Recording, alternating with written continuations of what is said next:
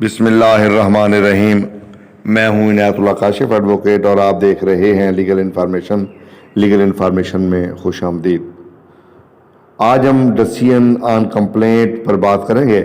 گزشتہ ویڈیو میں ہم نے بات کی تھی کہ ہیئرنگ آف کمپلینٹ کیسے ہوتی ہے، یعنی ایڈجوڈیکیٹنگ اتھارٹی جو ہے وہ کیس کیسے سنتی ہے، سماعت کا طریقہ کار کیا ہوتا ہے، جواب کیسے طلب کیا جاتا ہے، جواب الجواب کیسے مانگا جاتا ہے، تمام تر طریقہ کار آپ گزشتہ ویڈیو میں دیکھ چکے۔ آج ہم ڈسیزن آن کمپلینٹ پر بات کریں گے کہ شکایت پر فیصلہ جو ہے وہ کیسے کیا جائے گا، اس کا طریقہ کار کیا ہوگا۔ تو اس کے لیے ہمیں جانا ہوگا employees old age benefits, determination of complaints, questions and disputes regulations 2007 کے ریگولیشن نمبر 7 کی جانب، اور اس کو دیکھنا ہوگا کہ وہ کیا ہے۔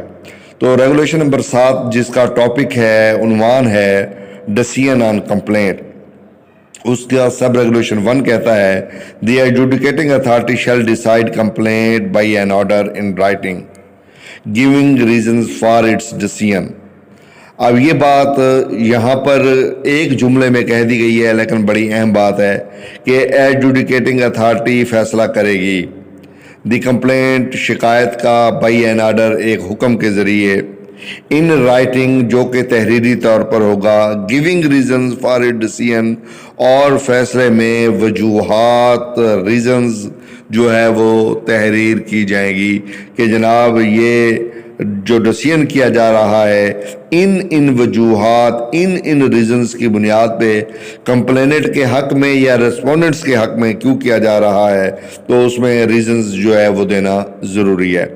اب یہ فیصلہ کتنی مدت میں آئے گا یہ بھی قانون نے طے کر دیا ہے، ریگولیشن نے طے کر دیا ہے کہ with in 90 days of the registration of complaint register ہونے کے 90 دن کے اندر اس کا فیصلہ آئے گا، unless یہاں تک کہ it is prevented from doing so by circumstances beyond its control، ایسی وجوہات جو کنٹرول سے باہر ہوں، ایسے حالات جو کنٹرول سے باہر ہوں، اگر کوئی ایسی صورتحال بن جائے تو پھر جو ہے اس کو مزید تاخیر کا شکار کیا جا سکتا ہے، اس کو مزید روکا جا سکتا ہے، اور اگر یعنی وہ وجوہات ہوں تو پھر جو ہے ڈسیزن لیٹ بھی ہو سکتا ہے۔ اب اس کا اگر ہم مفہوم کے بعد اس کو دیکھیں تو فیصلہ کرنے والی اتھارٹی شکایت کے اندراج کے 90 دنوں کے اندر اپنے فیصلے کی وجوہات بتاتے ہوئے تحریری حکم کے ذریعے شکایت کا فیصلہ کرے گی، جب تک کہ اس کے قابو سے باہر کے حالات سے ایسا کرنے سے اسے نہ روکا گیا ہو۔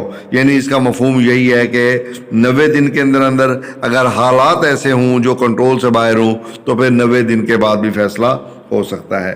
اب اس کا سب ریگولیشن نمبر 2 کہتا ہے the adjudicating authority shall announce its order within 15 days of the conclusion of hearing. اگر یہ بڑی اہم بات انہوں نے کی ہے کہ جب ہیئرنگ کمپلیٹ ہوگی تو ہیئرنگ کمپلیٹ ہونے کے بعد 15 دن کے اندر ایڈجوڈیکیٹنگ اتھارٹی اپنا فیصلہ سنائے گی اینڈ سپلائی اور تقسیم کرے گی فری آف کاسٹ، بغیر کسی خرچے ہرجے کے، ایک copy of such order to the parties, یعنی فیصلے کی نقل جو ہے وہ فریقین کو دی جائے گی فری آف کاسٹ، بغیر کسی پیسے کے۔ اور اس کے اندر 2 چیزیں، اس کلاس کے اندر 2 چیزیں جو ہے وہ زیر بحث لائی گئی ہیں۔ ایک تو ٹرائل کے کنکلوژن ہونے کے بعد، ہیئرنگ کی کنکلوژن کے بعد 15 days کے اندر ایڈجوڈیکیٹنگ اتھارٹی فیصلہ کرے گی، اور اس فیصلے کی کاپیز جو ہے نقولات پارٹیز کو دی جائیں گی فری آف کاسٹ۔ اور اس کا ریگولیشن نمبر 7 کا سب ریگولیشن نمبر 3 وہ کہتا ہے کہ any person other than the complaint may on application also obtain a copy of such order، ایک ایسا شخص جو کمپلینٹ کے علاوہ ہو وہ بھی کاپی حاصل کر سکتا ہے ایسے حکم کی، ایسی درخواست کی۔ on application also obtain a copy of such order on payment of fee، پھر اس کو اخراجات برداشت کرنا ہوں گے، to be fixed by the institution from time to time، وہ ادارہ وقتاً فوقتاً جو بھی مقرر کرے گا۔ تو وہ فیس پے کر کے کاپی حاصل کر سکتا ہے۔ ریگولیشن نمبر 7 کا سب ریگولیشن نمبر 4 کہتا ہے the adjudicating authority shall also send a copy of decision to the president of the board of trustees and the chairman of the their information. اب جناب ایڈجوڈیکیٹنگ اتھارٹی جو بھی فیصلہ کرے گی اس کی ایک کاپی، اس کی ایک نقل، اس فیصلے کی ایک نقل جو بورڈ آف ٹرسٹیز کے پریزیڈنٹ ہیں ان کو بھیج دے گی۔ اب president of board of trustees کون ہوتا ہے؟ وفاقی سیکرٹری جو ہے overseas Pakistani and human resource development, تو وہ جو ہے اس کے پریزیڈنٹ ہوتے ہیں۔ تو ایک کاپی جو ہے صدر بورڈ آف ٹرسٹیز کو بھیج دی جائے گی اینڈ دی چیئرمین، اور اس کی ایک کاپی چیئرمین کو بھی بھیجی جائے گی۔ اب سوال یہ ہے کہ بورڈ آف ٹرسٹیز کے صدر کو اور چیئرمین EOBI کو یہ کاپی کیوں بھیجی جائے گی؟ تو قانون نے اس کی بھی وضاحت کر دی ہے، فار دیئر انفارمیشن، ان کی اطلاع کے لیے، ان کی انفارمیشن کے لیے یہ کاپی جو ہے ایڈجوڈیکیٹنگ اتھارٹی بھیج دے گی۔ اب ہم بات کرتے ہیں سیکشن یا ریگولیشن نمبر 7 کی سب ریگولیشن نمبر 5 کی۔